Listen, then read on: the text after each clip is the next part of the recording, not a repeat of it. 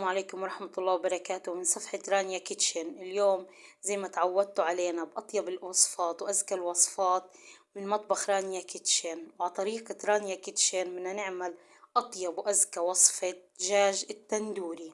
منا للمقادير طبعا احنا عنا خطوتين. الخطوة الأولى بدنا نبلش فيها هسا، اللي هي منا 4 أو 5 حبات بندورة، 3 كرون فلفل أحمر حلو أحمر بس، 2 راس تومي كامل، وراسين بصل صغار وسط، معلقة ملح وزعتر ناشف وفلفل أسود وزيت زيتون.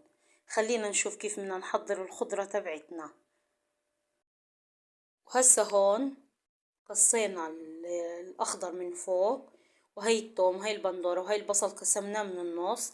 هسا بدنا نشوف طريقة تتبيل الخضار تبعتنا.